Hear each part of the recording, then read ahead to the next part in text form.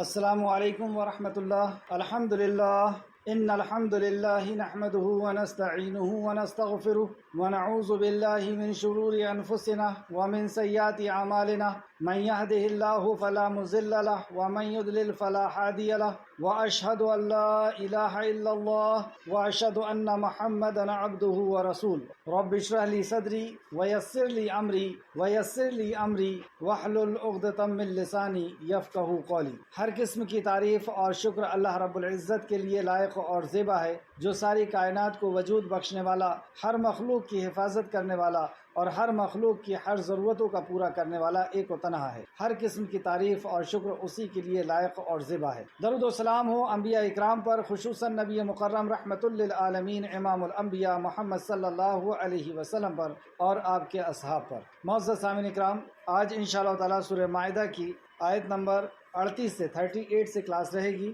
اللہ رب العزت سے دعا ہے کہ اللہ رب العزت ہمیں صحیح معنوں میں قرآن مقدس کو سمجھنے، اس پہ تدبر کرنے، غور و فکر کرنے، اس پر ایمان لانے اور اخلاص کے ساتھ عمل کر کے لوگوں تک پہنچانے کی توفیق عطا فرمائے، آمین یا رب العالمین۔ لفظی ترجمہ نکال لیجئے، پہلے لفظی ترجمے پہ غور کریں گے۔ اعوذ باللہ من الشیطان الرجیم، اے اللہ ہم تیری پناہ میں آتے ہیں شیطان سے۔ اے اللہ تو شیطان کے مکر و فریب سے ہمیں بچا لے کہ وہ تیرے کلام سے ہمیں دور کر دے، تیرے دین سے ہمیں دور کر دے۔ بسم اللہ الرحمن الرحیم، اللہ کے نام سے جو رحمان اور رحیم ہے۔ اس عظیم کام کو کہ ہمارا خالق ہم سے کیا چاہتا ہے، اس نے ہمارے لیے کیا وحی نازل فرمائی ہے، کیا احکامات نازل فرمائے ہیں، اس عظیم کام کو جاننے کے لیے ہم اللہ کے نام سے شروع کرتے ہیں جو بڑا مہربان اور بار بار رحم فرمانے والا ہے۔ والسارق، اور چور مرد، والسارقات، اور چور عورت، فاقطعوا، پس کاٹ دو، ایدیہم، ہاتھ ان دونوں کے، جزاء، بدلہ ہے، بما، اس کی جو، کسبا، ان دونوں نے کمایا، یعنی جو عمل انہوں نے چوری کا کیا ہے یہ اس کی سزا ہے کہ ان کے ہاتھ کاٹ دو۔ نکالن، عبرتناک سزا، من اللہ، اللہ کی طرف سے، یہ ہمارے خالق اور مالک کی طرف سے عبرتناک سزا ہے۔ واللہ، اور اللہ، عزیز، بہت زبردست ہے، حکیم، خوب حکمت والا، یعنی اس کا یہ جو فیصلہ ہے وہ اصل میں حکمت پر مبنی ہے کہ مال کی حفاظت کا یہی ایک بہترین طریقہ ہے کہ لوگوں کا مال اس سے محفوظ رہے گا، اور یہ مناسب سزا بھی ہے اور اس میں عبرت بھی ہے۔ فمن، تو جو کوئی، تابہ، توبہ کر لے، مطلب ایسا جرم کرنے کے بعد بھی اگر کسی نے توبہ کر لی، من بعدی، بعد، ظلم ہی، اپنے ظلم کی، وَأَصْلَحَ، اور وہ اصلاح کر لے، پہلے کہا توبہ کر لے اور اصلاح کر لے، فَإِنَّ، تو بے شک، اللہ وہ مہربان ہوگا، یعنی توبہ کو قبول کرے گا، علیہ، اس پر، ایسا بھی گناہ کر کے کوئی توبہ کرے گا تو اللہ رب العزت اس کی توبہ کو قبول کرے گا۔ ان اللہ، بے شک اللہ، غفور، بہت بخشنے والا، رحیم، نہایت رحم فرمانے والا ہے۔ علم، کیا نہیں، تعلم، آپ نے جانا، آپ نے علم حاصل کیا، تعلم، آپ نے جانا، ان اللہ، بے شک اللہ، لہو، اس کے لیے، ملک، بادشاہت ہے، سماواتی، آسمان کی، والارض، اور زمین کی، اللہ ہی کے لیے آسمان اور زمین کی بادشاہت۔ علم، کیا نہیں، تعلم، آپ نے جانا، ان اللہ، بے شک اللہ، لہو، اس کے لیے ہے، ملک، بادشاہت، سماواتی، آسمان کی، والارض، اور زمین کی، یعذب، وہ عذاب دیتا ہے، من، جسے، من یشاء، جسے وہ چاہتا ہے، ویغفر، اور وہ بخش دیتا ہے، لمن یشاء، جسے وہ چاہتا ہے۔ یا ایھا الرسول، اے رسول، لا یحزنک، نہ غمگین کرے آپ کو، یعنی کچھ بات ایسی ہے جو رسول اللہ کو غمگین کر دے، تو وہ کون سے عمل ہیں جو رسول مکرم صلی اللہ علیہ وسلم کو غمگین کر دے؟ الذین، وہ لوگ جو، یسارعون، دوڑ دھوپ کرتے ہیں، فی الکفر، کفر میں، اللہ اور اللہ کے نبی کی نافرمانی میں دوڑ دھوپ کرتے ہیں، من الذین، ان لوگوں میں سے جو، قالو، کہتے ہیں، آمنو، ایمان لائے ہم، آمنا، ایمان لائے ہم، بے افواہہم، اپنے مومنوں سے، یہ وہ لوگ ہیں جو اپنے مومنوں سے کہتے ہیں کہ ہم ایمان والے، ولم، حالانکہ نہیں، تؤمن، ایمان لائے، قلوبہم، دل ان کے، وہ زبانی کلامی تو کہتے ہیں کہ ہم ایمان لائے لیکن ان کے دل ایمان سے خالی ہیں، تو ایسی بات رسول اللہ کو غمگین کر۔ ومن الذین، اور ان میں سے جو، ہادو، یہود بن گئے، سماعون، بہت زیادہ سننے والے ہیں جھوٹ کو، یعنی یہ اپنے علماؤں کی جھوٹ کو یہودی بہت زیادہ سنتے ہیں، سماعون، بہت زیادہ سننے والے ہیں، لقوم آخرین، دوسری قوم کے لیے، تو یہ دوسری قوم کے لیے سنتے ہیں، یعنی یہ ادھر سے سن کر کے وہاں جا کر کے بتاتے ہیں، جاسوسی کرنے کے لیے آتے ہیں، یعنی یہ مسلمانوں کی جاسوسی کرتے ہیں۔ لم نہیں یاتو کا، وہ آئے آپ کے پاس، مطلب وہ آپ کے پاس کیوں آتے ہیں؟ رسول اللہ کی محفل میں جہاں پہ قرآن کی تلاوت ہوتی ہے، رسول اللہ اس آیت کو سناتے ہیں، سمجھاتے ہیں، یعنی قرآن و حدیث کے درس میں وہ کیوں آتے ہیں؟ رسول اللہ کے پاس وہ کیوں آتے ہیں؟ لم نہیں یاتو کا، وہ آئے آپ کے پاس، یحرفونا، وہ بدل دیتے ہیں، کلمہ، الفاظ کو، من بعد، بعد، مواضعہ، ان کی جگہ سے۔ وہ آپ کی بات سنتے ضرور ہیں لیکن وہ اس کو بدلتے ہیں، اس پر عمل نہیں کرتے۔ یقولون،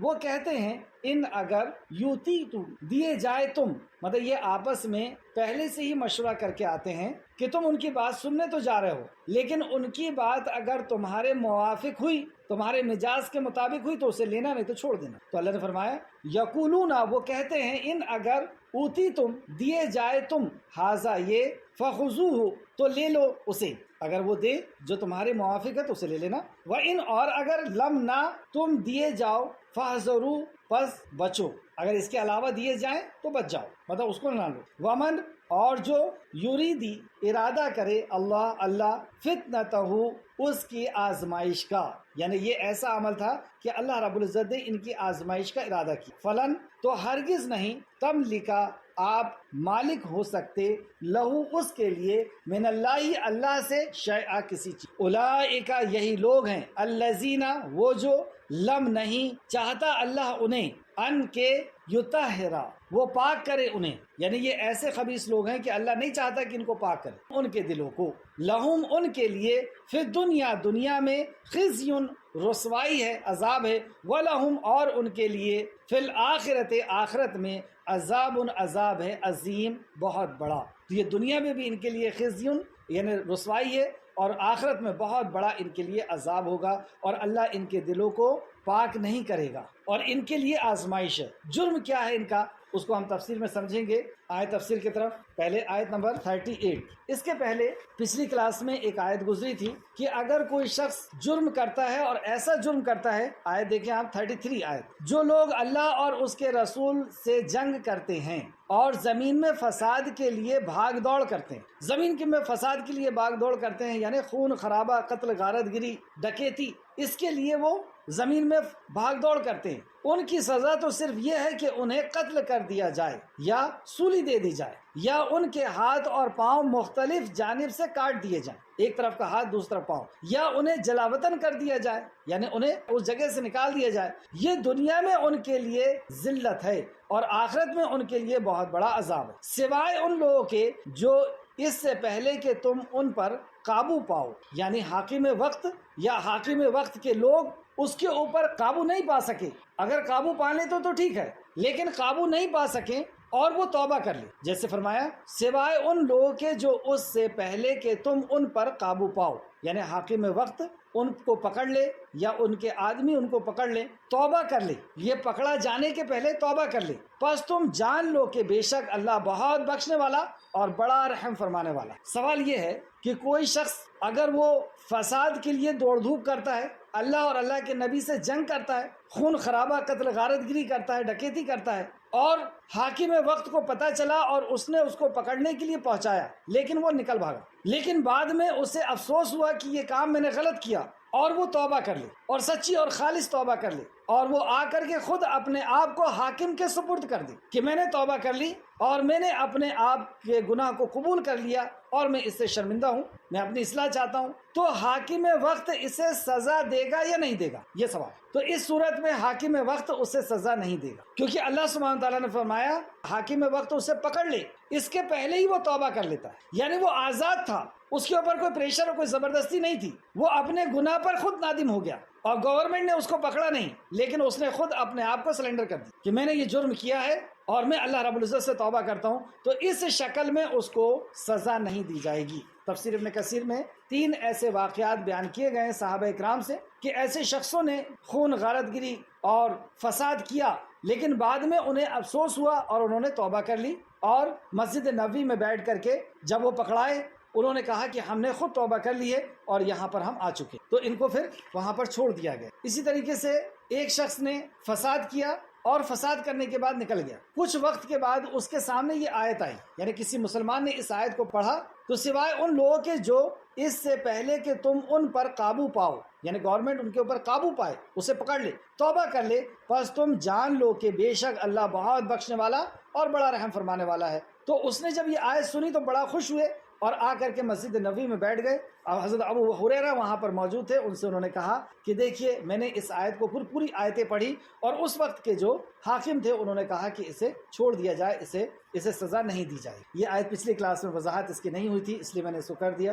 آج ہم پڑھنے والے ہیں چوری کے تعلق سے، والسارقون والسارقات، اور تم چوری کرنے والی مرد اور چوری کرنے والی عورتوں کے ہاتھ کاٹ دیا کرو۔ تین بات قابل غور، اور تم چوری کرنے والی، چوری کسے کہتے ہیں؟ چوری کی تعریف کیا ہے؟ چوری کی پریبھاشا کیا ہے؟ کسی محفوظ جگہ پر رکھی ہوئی چیز کو خفیہ طور سے چرا لینا، یہ چوری۔ کسی محفوظ جگہ پر رکھی ہوئی چیز کو خفیہ طور پر چرا لینا، یہ چوری۔ اور اگر سب کے سامنے کوئی اٹھاتا ہے اسے مار پیٹ کر کے تو یہ ڈکیتی ہے۔ تو ڈکیتی کا الگ اس کا جرم ہے اور اس کی سزا ہے، لیکن یہاں چوری کی سزا بتائی جا رہی ہے کہ کسی نے اس کو حفاظت سے رکھا تھا لیکن اس نے چپکے سے جا کر کے اسے وہاں سے اٹھا لیا، اس کا حق کو اس نے مارا۔ اب دوسرا بات غور کرنے کی، اور تم چوری کرنے والے مرد اور چوری کرنے والی عورت، یہاں پہ مرد کو پہلے لایا گیا اور عورت کو بعد میں، جبکہ ہم نے زنا کے تعلق سے دیکھا تو زنا کرنے والی عورت اور زنا کرنے والے مرد،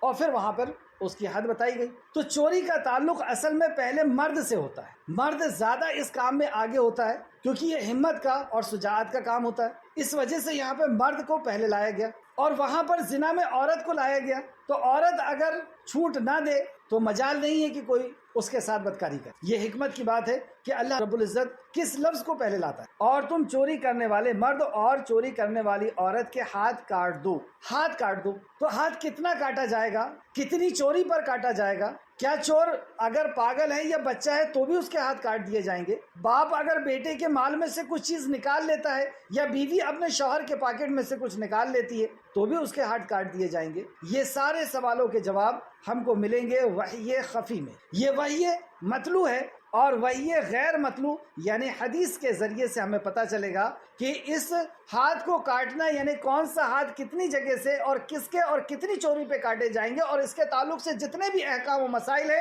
وہ سارے کے سارے رسول مکرم صلی اللہ علیہ وسلم کی زبان مبارک سے یعنی احادیث کے ذریعے سے ہمیں پتہ چلے گا۔ بتانے کا مقصد یہ ہے کہ ہم قرآن کو نہیں سمجھ سکتے، نہیں عمل کر سکتے جب تک رسول کریم صلی اللہ علیہ وسلم کی درسگاہ میں نہ پہنچ جائیں، یعنی آپ کی حدیث میں نہ پہنچ جائیں۔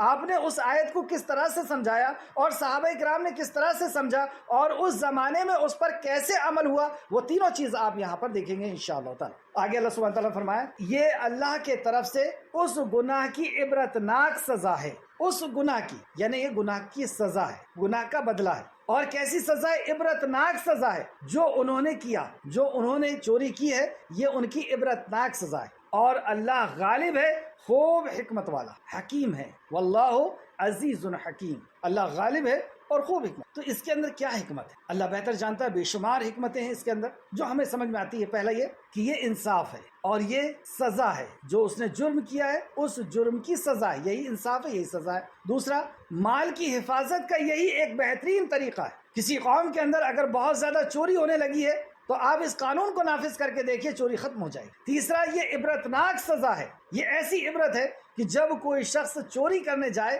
اور اسے پتہ چل جائے کہ اس کی سزا میرے یہ ہاتھ، جس ہاتھ سے میں چوری کر رہا ہوں، اسے کاٹ دیا جائے گا تو وہ سہم جائے گا اور وہ یہ سوچنے پر مجبور ہو جائے گا کہ میں جو چیز چرا رہا ہوں میرا ہاتھ اس سے کئی گنا زیادہ قیمتی، میں جو چیز چرا رہا ہوں اس سے کئی گنا زیادہ قیمتی میرا ہاتھ ہے، میرا ہاتھ کاٹ دیا جائے گا تو وہ سہم جائے گا، رک جائے گا۔ یا وہ کسی ایسے آدمی کے کٹے ہوئے ہاتھ کو دیکھ لے جس کے چوری کی وجہ سے کٹے ہیں، اس کے رونگٹے کھڑے ہو جائیں گے اور وہ چوری کا ارادہ بدل دے گا، اس لیے کہا یہ عبرتناک سزا ہے۔ اور چوتھا، یہ کفارہ ہے، یعنی یہ جس نے یہ جرم کیا ہے اس کے گناہوں کا کفارہ ہے اگر وہ توبہ کر لے، تو یہ حکمت ہے۔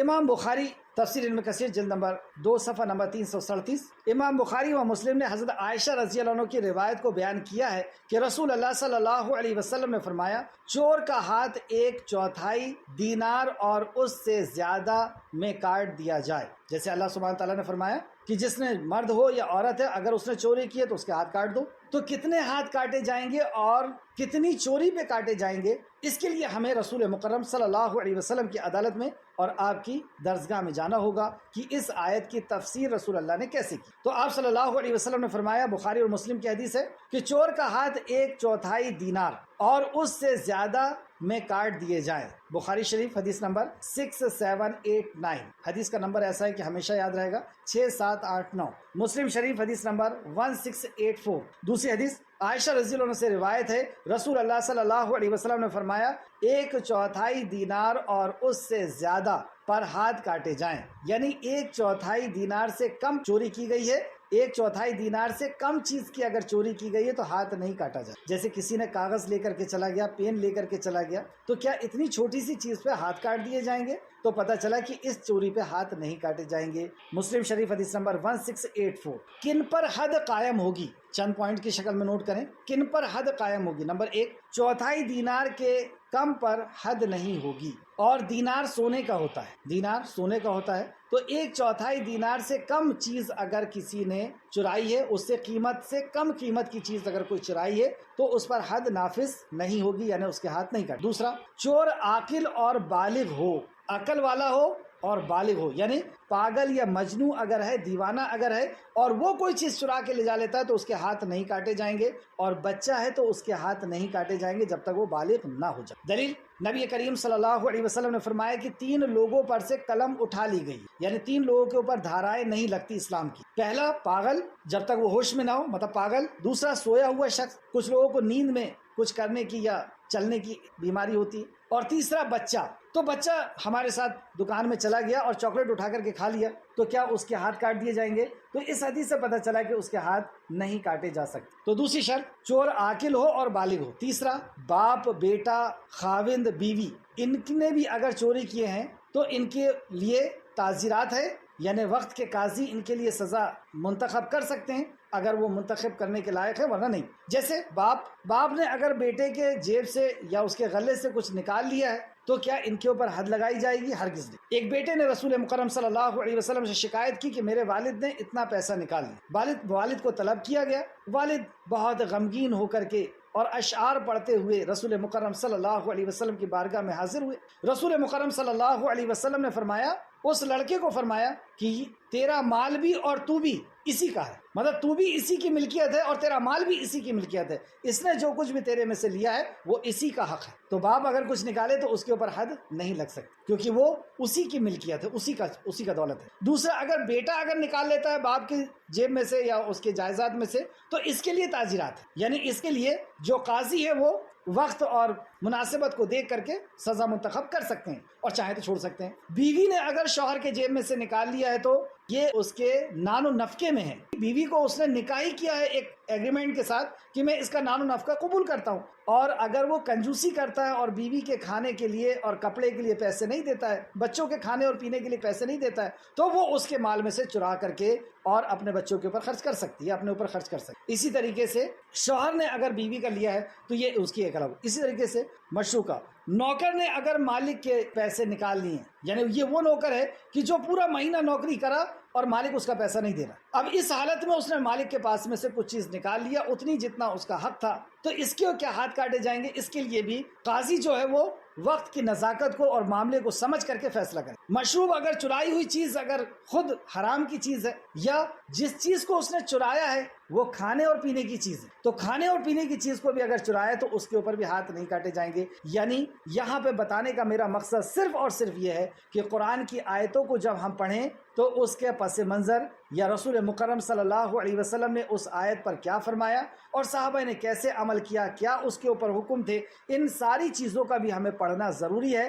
ظاہری چیز کو دیکھ کر کے ہم فیصلہ نہیں کر سکتے. اس بات کو ہم ہمیشہ یاد رکھیں کہ اللہ فرماتا ہے اطیعوا اللہ واطیعوا الرسول، اللہ کی اطاعت کرو اور اللہ کے رسول کی اطاعت. پھر نہیں کہا. تو دونوں چیز کو ہم جب ساتھ میں لے کر کے چلیں گے، اور ویسے بھی ہم دیکھیں کہ قرآن مقدس اکیلا نہیں آیا، پہلے صاحب قرآن آئے ہیں. قرآن کو سمجھانے کے لیے رسول रसूल मुकर्रम सल्लल्लाहु अलैहि वसल्लम को पहले पहुंचाया गया, आपका कैरेक्टर पहले पेश किया गया, उसके बाद आपके क़ल्ब अतर पर, आपके दिल मुबारक पर कुरान को नाजिल किया गया और रसूल मुकर्रम ने उस पर अमल करके और उसको एक्सप्लेन करके बताया। और इसका एक्सप्लेन कराना भी अल्लाह सुब्हानहू व तआला ने फरमाया कि इस कुरान को नाजिल करना, इसका याद करा देना और इसको एक्सप्लेन करा देना, समझवा देना, बयान करवा देना, ये हमारे ज़िम्मे है। गोया कि हदीस भी अल्लाह की तरफ से वही है जैसे कुरान वही। बताने का मकसद सिर्फ ये था, इतनी लंबी बात करने का, कि हम कुरान को सही हदीस की रोशनी में और सहाबा के अक़वाल के साथ समझें। सहाबा के दौर में इस चोरी के ताल्लुक से क्या मामला हुआ था उसको भी देखते हैं। पहले एक हदीस नोट करें जो बुखारी शरीफ की है।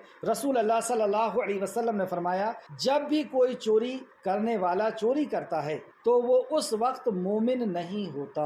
ये बहुत सख्त वही कि एक चोर जब चोरी करता है उस वक्त उसके दिल में ईमान नहीं होता, ईमान उसके दिल से उठा हुआ, यानी एक ईमान वाला चोरी नहीं करता। इसी तरीके से जानी के ताल्लुक से भी दूसरी हदीस आती है और भी दूसरे अमल के लिए आती है। तो चोरी जब जिस वक्त इंसान कर रहा होता है, मोमिन चोरी नहीं करता, तो उस वक्त उसका ईमान उठ जाता है। हाँ, उसके बाद फिर ईमान वापस आ जाए और वो तौबा करे, ये एक अलग मसला है। तो ये बुखारी शरीफ की हदीस थी 6772। यहाँ पे जो बयान फरमाया गया कि फिर जो शख्स अपने गुनाह के बाद तौबा कर ले, यानी उसने चोरी किया था, उसके हाथ काट दिए गए और अब वो तौबा करता है, फिर जो शख्स अपने गुनाह के बाद तौबा कर ले और अपनी इस्लाह कर ले तो बेशक अल्लाह उसकी तौबा कबूल कर लेता है। बेशक अल्लाह बड़ा बख्शने वाला और बहुत रहम फरमाने वाला है। इसका शान नुज़ूल, यानी ये आयत कब नाजिल हुई, कौन सी बात हुई थी। तफसीर इब्न कसीर जिल्द नंबर 2 सफ़ा नंबर 338। इमाम अहमद रहमतुल्लाह अलैह ने अब्दुल्ला बिन उमर की रिवायत को बयान किया है कि एक औरत ने रसूल अल्लाह सल्लल्लाहु अलैहि वसल्लम के अहद में, यानी आपके दौर में चोरी की, तो जिन लोगों की उसने चोरी की थी उसे दरबार रिसालत में ले आए, यानी रसूल अल्लाह की अदालत में ले आए और अर्ज करने लगे, ए अल्लाह के रसूल, इस औरत ने हमारी चोरी की। औरत के कौम ने कहा कि हम इसका फिदिया अदा करते हैं, यानी इसका हम जुर्माना दे देते हैं, इसने जो भी चोरी की है वो चीज़ भी वापस करते हैं और अलग से पैसे भी दे देते हैं। यानी इसके अहल वालों ने ये कहा, मगर रसूल अल्लाह सल्लल्लाहु अलैहि वसल्लम ने फरमाया इसके हाथ काट दो। उस कौम ने कहा कि हम इस 500 दीनार फिदिया अदा करते हैं, मतलब इसने जो चोरी की है उसका जुर्माना या उसका बदला हम 500 दीनार अदा करने को तैयार हैं। मगर आप सल्लल्लाहु अलैहि वसल्लम ने फरमाया इसके हाथ काट दो, यानी इसने चोरी की है और ये काजी तक पहुंच गई है, यानी गवर्नमेंट तक ये पहुंच चुकी है, इसके हाथ काट दिए। चुनांचे उसके दायां हाथ काट दिया गया। इससे एक बात ये पता चली कि एक हाथ काटा जाएगा वो भी दायां, और कहाँ तक, हथेली तक काटा जाए। औरत ने अर्ज किया, ए अल्लाह के रसूल, क्या मेरी तौबा कबूल हो जाएगी। मतलब जब हाथ कटने के बाद वो औरत कहती है, ए अल्लाह के रसूल, क्या मेरी तौबा कबूल हो जाएगी। आपने फरमाया, हाँ, अब तुम अपने गुनाहों से इस तरह पाक हो गई हो जिस तरह उस दिन पाक थी जब तुम्हारी माँ ने तुम्हें जन्म दिया था। इस सिलसिले में अल्लाह ताला ने सूरह माइदा की इस आयत करीमा को नाजिल करी, और जो शख्स गुनाह के बाद तौबा कर ले, नेकोकार हो जाए, तो बेशक अल्लाह उसको माफ कर देगा। कुछ शक नहीं कि अल्लाह बख्शने वाला और मेहरबान है। मुसनद अहमद जिल्द नंबर 2 सफ़ा नंबर 177। ये औरत जिसने चोरी की थी खानदान मखजूम की औरत थी, और ये खानदान मखजूम कौन है, ये कुरैश की एक खानदान जो एक बहुत मुअज़्ज़ज़ कबीला था अरब का, जिस कुरैश से रसूल अल्लाह का भी ताल्लुक है। तो कुरैश का ही एक कबीला है मखजूम, उसकी औरत। और इसका वाक़या सहीहैन में है, यानी बुखारी और मुस्लिम दोनों ने इस वाक़े को रिवायत किया है। आयशा रज़ी अल्लाह अन्हा से मरवी है कि कुरैश को इस औरत के बारे में फ़िक्र दामनगीर हुई, यानी उनको ये फिक्र हुई कि ये कुरैश के कबीले मखजूम से है और बहुत रुसवाई होगी अगर इसके हाथ कट गए तो जिसने रसूल अल्लाह सल्लल्लाहु अलैहि वसल्लम के अहद में ग़ज़वे फतह के ज़माने में आपस में मशवरा करने लगे, यानी कुरैश ने आपस में मशवरा करते हैं कि कहने लगे कि कौन होगा जो इस मसले में रसूल अल्लाह सल्लल्लाहु अलैहि वसल्लम से बात करे। कुरैश आपस में बात करते हैं कि इस मसले पे कौन रसूल अल्लाह से बात करेगा कि इस औरत, और ये औरत मखजूम कबीले की है और कुरैश से ताल्लुक। कहने लगे कि अस्मा बिन्त ज़ैद रज़ी अल्लाह अन्हु जो रसूल अल्लाह सल्लल्लाहु अलैहि वसल्लम को बहुत प्यारी हैं, उनके सिवा और कौन जुर्आत कर सकता है, यानी इसकी सिफारिश और कौन कर सकता है अस्मा। इस औरत को रसूल अल्लाह सल्लल्लाहु अलैहि वसल्लम की खिदमत में पेश किया गया और अस्मा बिन्त ज़ैद ने उसकी सिफारिश की, तो रसूल अल्लाह सल्लल्लाहु अलैहि वसल्लम के चेहरे अक़दस का रंग बदल गया, यानी आप बहुत ज़्यादा गुस्से में आ गए, आपके चेहरा का रंग बदल गया, सुर्ख हो गया, और आपने फरमाया اللہ عز و جل کے حدود میں سے ایک حد کے بارے میں سفارش کرتی ہو؟ یعنی اللہ رب العزت کا یہ فیصلہ اور اس کے فیصلے میں تم سفارش کرتی ہو۔ اسما نے عرض کیا، مطلب اسما گھبرا گئی اور عرض کرنے لگی، اے اللہ کے رسول، میرے لیے اللہ سے معافی طلب کر دی، میرے لیے اللہ سے معافی مانگ لیجئے۔ شام ہوئی اور رسول مکرم صلی اللہ علیہ وسلم کھڑے ہوئے اور خطبہ ارشاد فرمایا، یعنی آپ نے اپنے ممبر پر کھڑے ہوئے اور خطبہ ارشاد فرمایا اور اس میں اللہ تعالیٰ کی حمد و ثنا کے الفاظ فرمائے۔ اس سے یہ پتہ چلا کہ جب رسول اللہ خطبہ دیتے تھے تو پہلے اللہ رب العزت کی حمد اور ثنا بیان کرتے تھے، پھر صحابہ کو کوئی تنبیہ یا کوئی بات بتاتے تھے۔ تو اما بعد، پھر آپ نے حمد ثنا کی اللہ رب العزت کی اور کہا اما بعد، اس کے بعد پہلے لوگوں کو اسی بات نے ہلاک کیا تھا کہ ان میں سے اگر کوئی معزز آدمی چوری کرتا تو اسے چھوڑ دیتے، یعنی معزز آدمی اگر چوری کرتا تو اسے چھوڑ دیتے، اور اگر کوئی کمزور آدمی چوری کرتا تو اس کی چوری کی حد قائم کرتے۔ اس ذات اقدس کی قسم جس کے ہاتھ میں میری جان ہے، اگر میری بیٹی فاطمہ بنت محمد بھی چوری کرتی تو میں اس کے ہاتھ بھی کاٹ دوں گا۔ فاطمہ بنت محمد بھی چوری کریں تو میں اس کے ہاتھ بھی کاٹ دوں گا۔ پھر آپ نے حکم دیا اور فرمایا اور اس عورت کا ہاتھ کاٹ دیا گیا، اس کا بھی نام فاطمہ تھا۔ حضرت عائشہ بیان فرماتی ہیں کہ بعد میں اس عورت نے اچھی طرح توبہ کر لی تھی، شادی بھی کی، اور بعد میں جب کبھی ہمارے پاس آتی تو میں اس کی ضرورت و حاجت کے بارے میں رسول اللہ صلی اللہ علیہ وسلم کی خدمت میں عرض کیا کرتی تھی۔ بخاری شریف حدیث نمبر 3475 بخاری شریف دوسری مقام پر 4304 اور مسلم شریف حدیث نمبر 1688۔ اس حدیث سے کئی باتیں پتہ چلی۔ ایک تو یہ کہ اللہ رب العزت کا قانون معزز لوگ ہوں یا غریب ہو، فقیر ہو، عالم ہو، جاہل ہو، ان پڑھ ہو، اللہ رب العزت کا قانون کسی کے لیے بدلتا نہیں ہے، وہ وقت کا بادشاہ ہی کیوں نہ ہو اور اسی کی اولاد کیوں نہ ہو، اللہ رب العزت کا جو قانون ہے وہ سب کے لیے ایک جیسا رہتا ہے۔ دوسری بات یہ پتہ چلی کہ اسلام میں قانون کی کیا حیثیت ہے، قانون کی کیا اہمیت ہے، کہ سزا جس نے جو جرم کیا ہے اس کو اس کی سزا دی جائے گی، اور یہ حکمت سے بھرا ہوا اللہ رب العزت کا یہ فیصلہ تھا جو یہاں پر سنایا۔ آگے آیت نمبر 40، کیا تمہیں علم نہیں کہ آسمانوں اور زمین کی بادشاہی اللہ ہی کے لیے ہے؟ کیا تم یہ علم نہیں رکھتے؟ جب چاہتا ہے سورج نکالتا ہے ڈباتا ہے، جب چاہتا ہے پانی برساتا ہے، جب چاہتا ہے پانی کو روکتا ہے،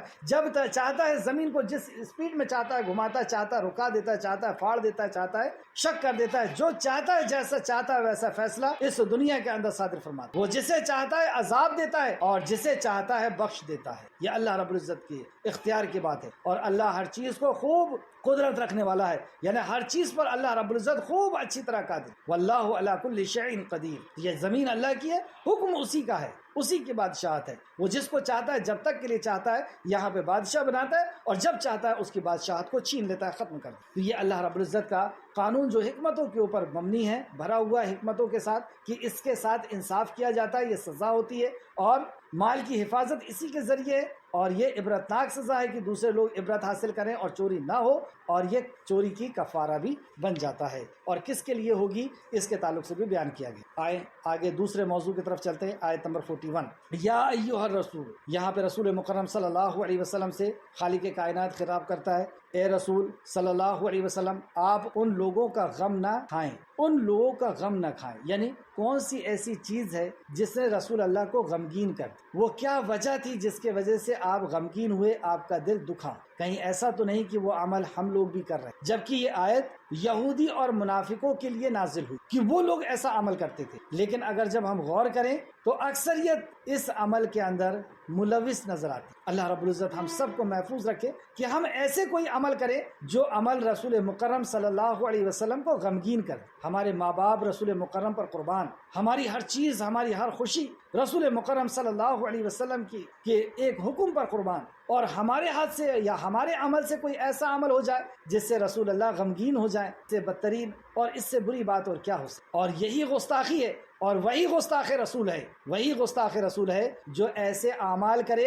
جو اعمال یہاں پر ان آیتوں میں بیان کیے جانے والے۔ اللہ سبحانہ تعالیٰ فرماتا ہے، اے رسول مکرم صلی اللہ علیہ وسلم، آپ کو ان لوگوں کا غم آپ کو غمناک نہ کر دے جو کفر میں جلد بازی کرتے ہیں۔ ان لوگوں میں سے کچھ تو وہ ہیں جو اپنے منہ سے یہ کہتے ہیں کہ ہم ایمان لائے، حالانکہ ان کے دل ایمان نہیں لاتے۔ مطلب وہ کہتے ہیں ایسا، اور ہم سب کہتے ہیں کہ ہم ایمان لائے، لیکن اصل میں ہمارے اعمال بتاتے ہیں کہ ہمارا دل ایمان لایا نہیں، کیونکہ دل نے اگر ایمان لا لیا ہے تو اعضاء عمل کر کے بتاتے ہیں۔ دل کے اندر جب ایمان داخل ہو جاتا ہے، جسم کے اندر جب ایمان داخل ہو جاتا ہے تو پورا جسم گواہی دیتا ہے۔ جیسے اگزامپل کے طور پر، حالانکہ اگزامپل بہتر نہیں ہے، اگزامپل کے طور پر ہمارے جسم کے اندر کوئی ناپاک چیز جاتی ہے، حرام چیز جاتی ہے تو پورا جسم گواہی دیتا ہے۔ جیسے شراب، ناپاک اور حرام چیز، یہ جب جسم کے اندر جاتی ہے تو پورا جسم گواہی دیتا ہے، آنکھیں چڑھ جاتی ہیں، زبان لڑکھڑاتی ہے، قدم لڑکھڑاتے ہیں، چہرہ اور ہر چیز گواہی دے۔ تو جب پاکیزہ چیز اور سب سے قیمتی چیز ایمان داخل ہو جائے گا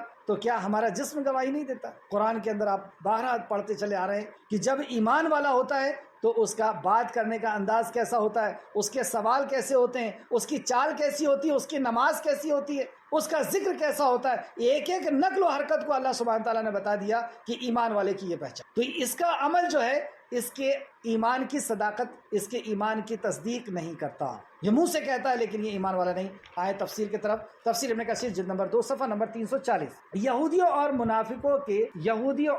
منافقوں کی حرکتوں پر غم نہ کرنے کی تلقین، یعنی رسول مکرم صلی اللہ علیہ وسلم کو تسلی دی جا رہی ہے کہ یہ منافقین اور یہودی، ان کی جو حرکتیں ہیں ان پہ آپ غمگین نہ ہو۔ یہ آیت کریمہ ان لوگوں کے بارے میں نازل ہوئی ہے جو کفر میں بہت جلدی کرتے ہیں، اللہ تعالیٰ اور اس کے رسول کی اطاعت سے نکل جاتے ہیں۔ کفر کیا ہے؟ اللہ اور اس کے رسول کی اطاعت سے نکل جاتے ہیں، اس کے حکم سے نکل جاتے ہیں، اور اپنے افکار یعنی فکر، ان کی سوچ، و آرا یعنی رائے، ان کی رائے، ان کی فکر اور نظریات یعنی ان کی سوچ اللہ تعالیٰ کی شریعت سے مقدم قرار دیتے ہیں، یعنی اللہ کے کلام اور نبی کے فرمان کے اوپر اپنی فکر کو، اپنے افکار کو، اپنی رائے کو اور اپنی سوچ کو، اپنے نظریات کو یہ اوپر رکھتے ہیں، یعنی اللہ کے کلام اور نبی کے فرمان سے اوپر ان کے نظریات ہوا کرتے ہیں، ان کی سوچ ہوا کرتی ہے، اس کی فکریں ہوا کرتی ہیں۔ یہ ہے اللہ کے کلام سے نکل بھاگنا یا اللہ رب العزت کے ساتھ کفر میں جلدی کرنا۔ تو اللہ نے فرمایا ان کی باتوں سے آپ کو تکلیف ہوتی ہے جو کفر میں جلدی کرتے ہیں، ان لوگوں میں سے کچھ تو وہ ہیں جو اپنے منہ سے یہ کہتے ہیں کہ ہم ایمان لائے، حالانکہ ان کے دل ایمان میں نہیں ہیں، اور کچھ ان لوگوں میں سے جو یہودی ہوئے وہ جھوٹی باتیں سننے کے عادی ہیں، مطلب یہ ان کے علماؤں سے جھوٹی باتیں سن کر کے اور اسی پر یہ عمل کرتے ہیں۔ تورات میں کیا لکھا ہے، انجیل میں کیا لکھا ہے، اس سے ان کو کوئی پرواہ نہیں ہوتی، یہ اپنے علماء نے جو فرما دیا وہی ان کے لیے حرف آخر ہو جاتا ہے، اور دوسری قوم کے جاسوسی کرتے ہیں، مطلب یہ آپ کے پاس آ کر کے اور دوسری قوم کو جا کر کے آپ کے تعلق سے، آپ کے قوم کے تعلق سے یعنی مسلمانوں کے تعلق سے یہ جاسوسی کرتے ہیں، مسلمانوں کی باتیں جا کر کے ان کو بتاتے ہیں جو ابھی اطاعت کے لیے آپ کے پاس نہیں آئے، جو لوگ آپ کے پاس ابھی اطاعت کے لیے نہیں آئے ہیں ان کے پاس جا کر کے یہ بتاتے ہیں، وہ کلمات کا موقع و محل ثابت ہونے کے بعد اسے بدل دیتے ہیں۔ اللہ، یعنی جو موقع اور محل، جیسے میں آیت آپ کے پڑھ رہا ہوں اور اس کا موقع محل بتا رہا ہوں کہ یہ کب نازل ہوئی، کس کے لیے ہوئی، رسول اللہ نے کیا فرمایا، یہ سب کچھ جاننے کے باوجود اس بات کو بدل دیتے ہیں، یعنی آیت کہیں کی پڑھ رہے ہیں اور سمجھا کچھ اور رہے۔ اس واقعے کو اگر آپ پہلے سن لیں تو شاید یہ آیت کو سمجھنے میں بالکل آسانی ہو جائے گی۔ اس کا شان نزول اس طرح ہے، یا تفسیر ابن کثیر صفحہ نمبر 341، یہ آیت کریمہ ان دو یہودیوں کے بارے میں نازل ہوئی ہے جنہوں نے زنا کیا تھا اور انہوں نے اپنی کتاب کی اس حکم کو بدل دیا تھا، اگر وہ شادی شدہ نے زنا کیا ہو تو اسے رجم کر دیا جائے۔ انہوں نے اس حکم میں یہ تبدیلی کر دی تھی کہ رجم کے بجائے، یعنی ان کی کتاب میں تورات میں یہ لکھا تھا کہ اگر کوئی شادی شدہ مرد یا شادی شدہ عورت زنا کرتی ہے تو اس کو رجم کیا جائے گا، لیکن انہوں نے اس کو بدل دیا اور اپنی عوام کو بھی یہی بتایا۔ اور بدلا کیا کہ جب کوئی ایسا زنا کا مرتکب ہوتا ہے، کرتا ہے تو اس کو 100 کوڑے مارے جائیں اور اس کا منہ کالا کر کے گدھے میں الٹا بٹھا کر کے اور پورے گاؤں میں یا پوری بستی میں، گلیوں میں اس کو گھمایا جائے بے عزت۔ یہ انہوں نے رجم کے حکم کو بدل دیا اور یہ ان کے علماء بتائے اور عوام نے بھی اسی کو تسلیم کر لیا۔ اب جب ایک کیس ایسے ہی آیا اور نبی مکرم صلی اللہ علیہ وسلم مدینہ کے اندر تھے اور ریاست قائم ہو گئی تھی، تو یہ لوگ رسول اللہ صلی اللہ علیہ وسلم کے پاس اس کیس کو لے کر کے آئے۔ تو اس طرح ہوا، امام مالک نے نافع سے اور انہوں نے حضرت عبداللہ بن عمر رضی اللہ عنہ سے روایت بیان کیا ہے کہ یہودی رسول اللہ صلی اللہ علیہ وسلم کے پاس آئے اور انہوں نے ذکر کیا کہ ان میں سے ایک مرد اور ایک عورت نے زنا کیا ہے۔ رسول اللہ صلی اللہ علیہ وسلم نے ان سے فرمایا، رجم کے بارے میں تم تورات میں کیا حکم پاتے ہو؟ اور بھی دوسری حدیثیں اس تعلق سے، اور بھی کئی حدیثیں ہیں۔ رسول اللہ صلی اللہ علیہ وسلم نے کہا کہ تم اس کے فیصلے کے لیے میرے پاس آئے ہو تو تورات نے اس کا کیا فیصلہ دیا ہے؟ اور دوسرے مقام پر آتا ہے کہ رسول مکرم صلی اللہ علیہ وسلم جب ان کے لوگوں کے بیچ میں تشریف لے گئے اور انہوں نے کہا کہ ہمارا اس معاملے میں فیصلہ کر دیجئے کہ ہمارے ہاں یہ اس عورت اور اس مرد نے زنا کیا ہے، تو رسول مکرم صلی اللہ علیہ وسلم نے کہا تورات لاؤ۔ جب تورات لائی گئی تو رسول اللہ نے کہا کہ اے تورات میں تجھ پر ایمان لاتا ہوں اور تیرے رب پر ایمان لاتا ہوں۔ لوگوں سے کہا، یعنی یہودیوں سے کہا کہ تورات کے اندر اس جرم کی کیا سزا پاتے ہو، لاؤ اور اسے پڑھو۔ تو ان لوگوں نے کہا کہ ہم تورات میں یہ حکم پاتے ہیں کہ اس کو 100 کوڑے مارے جائیں، کالک پوتی جائے، الٹا گدھے پہ بٹھا کر کے اور گاؤں میں گھمایا جائے۔ یہ سن کر عبداللہ بن سلام رضی اللہ عنہ نے کہا کہ تم جھوٹ بولتے ہو۔ عبداللہ بن سلام کیونکہ پہلے یہودی عالم تھے اور بعد میں انہوں نے اسلام قبول کر لیا تھا، تو یہ فوراً سمجھ گئے کہ تورات میں ایسا نہیں لکھا ہے۔ انہوں نے کہا کہ تورات لاؤ اور پڑھو اگر تم سچے ہو تو، یعنی دلیل کا مطالبہ کیا کہ اگر تم سچے ہو تو یہ جو علماء کہہ رہے ہیں ان کی بات کو چھوڑو، لاؤ تورات اور اس میں سے دکھاؤ جو تمہارے علماء کہہ رہے ہیں کہ اس جرم کی سزا یہ ہے، اگر تورات میں یہ لکھی ہے تو صحیح ہے۔ تورات لائی گئی اور رسول مکرم صلی اللہ علیہ وسلم نے کہا کہ پڑھ کر کے سنا رہا تھا اور اس جگہ میں ہاتھ رکھ دی۔ ایک روایت میں آتا ہے کہ وہ ایک خاتون تھی اور ایک روایت میں آتا ہے کہ تم میں سے جو سب سے زیادہ پڑھا لکھا ہے وہ آئے، تو ایک مرد آیا اور ہو سکتا ہے کہ اس خاتون نے پڑھا ہو یا ہاتھ رکھا ہو، تو اس نے اس جگہ پر ہاتھ رکھ دیا۔ عبداللہ بن سلام نے کہا ہاتھ ہلک کرو اور جو ہاتھ کے نیچے ہے اسے بھی پڑھو۔ تو اس نے آگے کا اور پیچھے کا پڑھا۔ آگے کا یہ تھا جو کوئی زنا کرے تو 100 کوڑے مارے جائیں، اور رجم کی جگہ کو اس نے ہاتھ رکھ دیا اور وہاں کا نہیں پڑھا اور آگے کا پڑھنا انہوں نے شروع کر دیا۔ تو عبداللہ بن سلام نے کہا کہ ہاتھ ہٹاؤ اور پڑھو۔ جیسے اس نے ہاتھ ہٹایا اور پڑھا تو اس میں یہ لکھا ہوا تھا کہ زانی مرد اور زانی عورت جو شادی شدہ ہے اس کو رجم کر دیا جائے۔ یہ سن کر کے اور سب لوگوں نے کہا کہ ہاں یہی ہماری کتاب میں ہے، اور پھر اس کو یہ سزا دی گئی جو امام بخاری اور مسلم نے روایت کیا۔ بخاری شریف 6841 مسلم شریف حدیث نمبر 1699۔ جب اسے سزا دی جا رہی تھی تو امام بخاری فرماتے ہیں، یہ حدیث کے اور الفاظ یہ ہیں کہ مرد جو ہے وہ عورت کی طرف جھک رہا تھا، اسے پتھر لگنے سے روکنے کی کوشش کر رہا۔ تو پتہ یہ چلا، اب یہ آیتوں کو پھر سے دیکھیں گے، اللہ کے نبی کے پاس فیصلہ کرانے کے لیے آئے ہیں، یعنی قرآن و حدیث سے فیصلہ چاہتے ہیں، اور اس نیت سے آئے ہیں کہ اگر یہ ہمارے موافق فیصلہ دیں گے تو ہم قبول کر لیں گے، اور یہ اگر ہمارے موافق فیصلہ نہیں دیں گے تو ہم قبول نہیں کریں۔ ان کے موافق کیا تھا کہ اس کو گدھے پہ بٹھالا جائے، کالک پوتی جائے، الٹا بٹھا کر کے اور گھما دیا جائے بس، کیونکہ یہ رئیس آدمی ہے۔ اب ہم بھی اپنے آپ کو دیکھیں کہ ہمارے بیچ میں کوئی اختلاف ہو گیا، کوئی بات نہیں سمجھ میں آ رہی ہے، ہم رسول اللہ کی عدالت میں جائیں تو کس نیت سے جائیں گے کہ جو رسول اللہ صلی اللہ علیہ وسلم فیصلہ دیں گے وہ ہمارے سر آنکھوں۔ پہلے سے یہ نیت نہیں کہ ہمارے بڑوں نے جو کہہ دیا ہے، ہمارے باپ دادا نے جو کہہ دیا، اکثریت جس کے اوپر ہے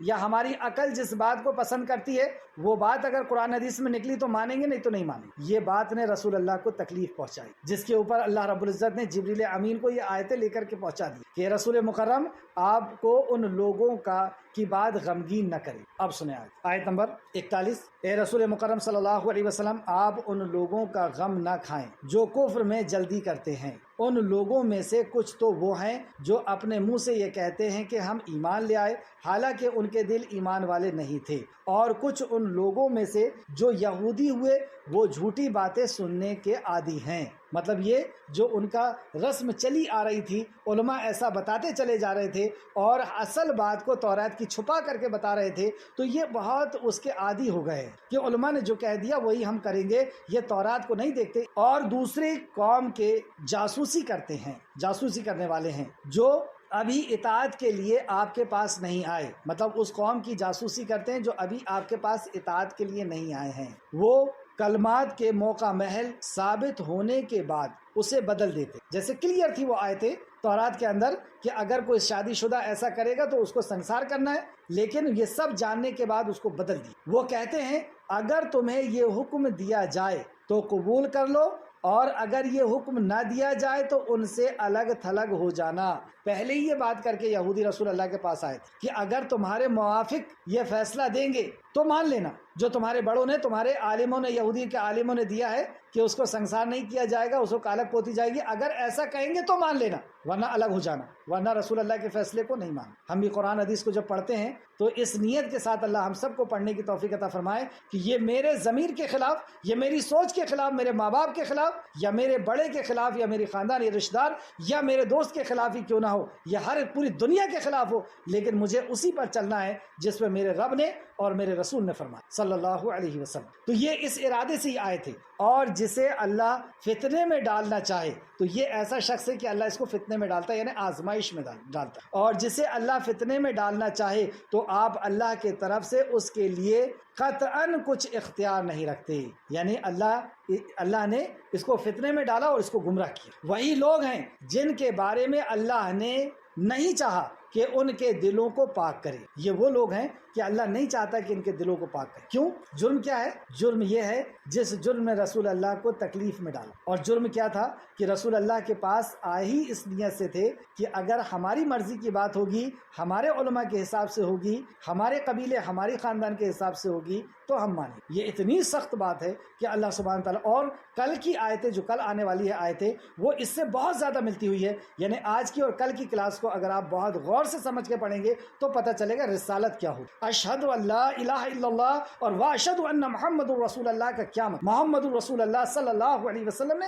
جو فرما دیا وہ اللہ کی طرف سے، وہ ہمارے لیے حرف آخر ہے۔ یہ بات انشاءاللہ تعالی جب کلیئر ہوگی تو یہاں فرمایا وہی لوگ ہیں جن کے بارے میں اللہ نے نہیں چاہا کہ ان کے دلوں کو پاک کرے۔ اللہ ایسے لوگوں کے دلوں کو پاک نہیں کرتا۔ ان کے لیے دنیا میں رسوائی ہے اور آخرت میں ان کے لیے بہت بڑا عذاب۔ دنیا میں بھی ان کے لیے تباہی اور بربادی ہے اور آخرت میں بھی برباد ہو۔ یہ جھوٹی باتیں سننے کے عادی ہیں۔ پھر سے ریپیٹ، یہ جھوٹی باتیں سننے، یعنی یہ دلیل نہیں مانگتے، یہ دلیل نہیں دیکھتے، یہ دلیل نہیں جاننے کی کوشش کرتے، جیسے یہودیوں نے اس ہاتھ رکھ کر کے اور بات کر رہے ہیں۔ علماء اور دوسرے جو لوگ ہیں وہ ان کی بات کو ہی صحیح مان رہے اور دلیل دیکھنے کے لیے تیار نہیں ہے۔ وہ تو عبداللہ بن سلام رضی اللہ عنہ نے کہا کہ ہاتھ اٹھا اور اس کے نیچے کیا لکھا ہے وہ پڑھ۔ رسول مکرم صلی اللہ علیہ وسلم نے کہا کہ پڑھ اور دلیل پیش کر، یعنی جو تورات میں لکھا ہے اس کو پیش کر۔ تو یہ جھوٹی باتیں سننے کے عادی ہیں اور جی بھر کر حرام کھانے والے ہیں۔ اب یہ حرام کھانے کی وجہ سے بھی ان کے دلوں میں کفر پڑ گیا۔ پھر اگر وہ آپ کے پاس آئیں تو آپ کی اختیار میں ہے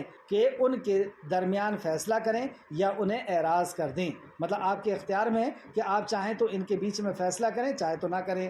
اگر آپ ان سے منہ موڑ لیں گے تو بھی وہ آپ کو قطعاً کوئی نقصان نہیں پہنچا سکیں گے۔ یہ جو عبارت ہے کہ آپ چاہیں تو ان کے بیچ میں فیصلہ کریں، چاہے تو نہ کریں، یہ عبارت منسوخ ہو گئی۔ منسوخ ہو گئی یعنی یہ عبارت بدل دی گئی اس حکم سے۔ اللہ رب العزت اپنی آیتوں میں سے کچھ آیتوں کو بدل کر کے دوسری آیتوں کا حکم نازل کرتا ہے۔ تفسیر ابن کثیر جلد نمبر 344، یہ منسوخ کس آیت سے ہوئی ہے اس کو یہاں پہ سماعت کریں گے۔ 344 حضرت ابن عباس رضی اللہ عنہ، مجاہد، اکرمہ، حسن، قتادہ، سدی، زید بن اسلم، عطا خراسانی اور دیگر کئی ایک ائمہ تفسیر نے فرمایا ہے کہ یہ آیت منسوخ ہے اور ناسخ یہ آیت ہے۔ مطلب کس آیت نے اس کو منسوخ کیا، یعنی بدل دیا۔ منسوخ کرنا ہے نا، بدل دیا۔ تو کس آیت نے منسوخ کیا؟ تو جو آیت منسوخ کرتی ہے اس کو ناسخ کہتے ہیں۔ تو ناسخ کون سی آیت ہے؟ وہ ہے سورہ مائدہ کی آیت نمبر 49۔ سورہ مائدہ آیت نمبر 49، یہ بھی آیت سورہ مائدہ کی ہے، آیت نمبر 49۔ اور جو حکم اللہ نے نازل فرمایا ہے اس کے مطابق ان کے درمیان فیصلہ کریں۔ تو یہ اس آیت میں اللہ نے حکم دیا رسول مکرم صلی اللہ علیہ وسلم کو کہ جو حکم اللہ نے نازل کیا، یعنی جو شریعت اللہ نے نازل کی ہے اس کے مطابق ان کے درمیان فیصلہ کریے۔ یعنی اب فیصلہ منسوخ کتابوں سے بھی نہیں ہوگا، جو اللہ نے نازل کیا ہے اس کے مطابق ان کے بیچ میں فیصلہ کر دیجئے۔ تو یہ آیت اس طرح منسوخ اسی صورت میں سورہ مائدہ کی آیت نمبر 49 سے ہوئی ہے۔ آگے اللہ سبحانہ تعالیٰ نے فرمایا اور اگر آپ ان کے درمیان کوئی فیصلہ کریں تو یقیناً یہ انصاف کے ساتھ کریں۔ اللہ اکبر! دیکھیں یہودی ہیں، دشمن ہے رسول اللہ صلی اللہ علیہ وسلم کے، لیکن دشمن بھی ہماری عدالت میں فیصلہ لینے کے لیے آتا ہے۔ تو اللہ سبحانہ تعالیٰ نے قانون بیان فرمایا اور اگر آپ ان کے درمیان کوئی فیصلہ کریں، کس کے درمیان؟ دشمن کے درمیان، جو تمہارے خون کا پیاسا ہے، جو تمہیں ختم کر دینا چاہتا ہے، قتل کر دینا چاہتا ہے، لیکن اس کے لیے بھی اگر آپ کوئی بات رکھ رہے ہیں، کوئی فیصلہ کر رہے ہیں تو فیصلہ انصاف کے ساتھ ہونا چاہیے۔ اللہ نے فرمایا اگر آپ ان کے درمیان کوئی فیصلہ کریں تو انصاف کے ساتھ کریں، بے شک اللہ انصاف کرنے والوں کو پسند کرتا ہے۔ بے شک اللہ انصاف کرنے والوں کو پسند کرتا ہے۔ ان اللہ، بے شک اللہ، یحب، محبت کرتا ہے، پسند کرتا ہے انصاف کرنے والا۔ اللہ رب العزت ہم سب کو انصاف کرنے کی توفیق عطا فرمائے کہ ہم اپنے بچوں میں، بہن بھائی میں، رشتہ داروں میں، پڑوسی میں اور جو بھی ہمارے پاس انصاف کے لیے آئے، اللہ رب العزت ہم سب کو انصاف کرنے کی توفیق عطا۔ آمین۔ آج کی کلاس کی آخری آیت اور یہاں پہ رکوع پورا ہوگا۔ اور وہ کیسے آپ سے فیصلہ کرواتے ہیں، اور وہ کیسے آپ سے فیصلہ کرواتے ہیں جبکہ ان کے پاس تورات موجود ہے جس میں اللہ کا حکم ہے، پھر وہ اس حکم سے منہ موڑتے ہیں اور وہ ایمان لانے والے نہیں، ایمان لانے والے نہیں۔ کیوں؟ کیونکہ اللہ کی کتاب ان کے پاس ہے اور اس میں فیصلہ موجود ہے، لیکن اس کے بعد وہ آپ کے پاس آتے ہیں۔ اصل بات یہ ہے کہ وہ ایمان لانے والے، انہوں نے ان کے پاس جو کتاب ہے تورات، اسی کے اوپر ایمان نہیں لایا، وہ آپ کے اوپر بھی ایمان لانے والے نہیں۔ اس آیت کو پھر سے ایک بار سماعت فرمائیں۔ اور وہ کیسے آپ سے فیصلہ کراتے ہیں جبکہ ان کے پاس تورات موجود ہے جس میں اللہ کا حکم ہے، پھر وہ اس حکم سے منہ موڑتے۔ اب اس آیت کی روشنی میں ہم بھی سمجھیں کہ ہمارے پاس بھی تو قرآن ہے، ہمارے پاس بھی حدیث ہے، اور اگر کوئی غیر مسلم اگر ہم سے یہ سوال کرے کہ بھائی مجھے اسلام کو سمجھنا ہے، فرقوں سے مجھے لینا دینا نہیں، مجھے اسلام سمجھنا ہے، تو بتائیں میں کون سی کتاب پڑھوں؟ تو آپ اور میں اسے کیا سجیسٹ کریں گے، کیا مشورہ دیں گے کہ قرآن پڑھ۔ اگر وہ یہ کہے کہ کیا تم نے اسلام کو سمجھنے کے لیے تم نے بھی قرآن پڑھا ہے، تو نہیں صاحب ہم نے نہیں۔ تو کتاب تو ہمارے پاس بھی ہے، حدیث تو ہمارے پاس بھی، اور اس کے بعد بھی اگر ہم اس پہ غور و فکر نہ کریں کہ ہمارے رب نے کیا حکم فرمایا ہے، اور سنی سنائی باتوں پر کہ اس نے کہہ دیا، اس نے کہہ دیا، اور اسی کے پیچھے چل رہے ہیں، تو اللہ رب العزت ایسی فطرت سے ہم سب کو بچائے۔ اور اللہ فرماتا اور وہی ایمان لانے والے نہیں، اور وہ ایمان لانے والے ہیں، وما اولئک بالمؤمنون، تو وہ ایمان۔ آخر میں اللہ رب العزت سے دعا ہے کہ خالق مالک جو کچھ بھی ہم نے پڑھا اس پہ ہمیں مزید غور و فکر کرنے کی تو توفیق عطا فرما، جب تک ہمیں زندہ رکھ، ایمان، اخلاص اور عمل صالح کے ساتھ ہمیں زندہ رکھ، ہمارا خاتمہ بالخیر فرما۔ یا اللہ جو کچھ بھی ہم نے پڑھا اس پہ ہمیں عمل کرنے کی توفیق عطا فرما کہ ہم رسول مکرم صلی اللہ علیہ وسلم کے فیصلے کو آخری فیصلہ تسلیم کر لے اور اس کے سامنے اپنے سر کو جھکا دے اور اطاعت اور فرمانبرداری کرے، تاکہ تو ہمیں کامیاب اور کامران کر دے اس دنیا میں بھی اور آخرت میں۔ آمین یا رب العالمین۔ اللہم صلی علی محمد وعلی آل محمد کما صلیت علی ابراہیم وعلی آل ابراہیم انک حمید مجید۔ اللہم بارک علی محمد وعلی آل محمد کما بارکت علی ابراہیم وعلی آل ابراہیم انک حمید مجید۔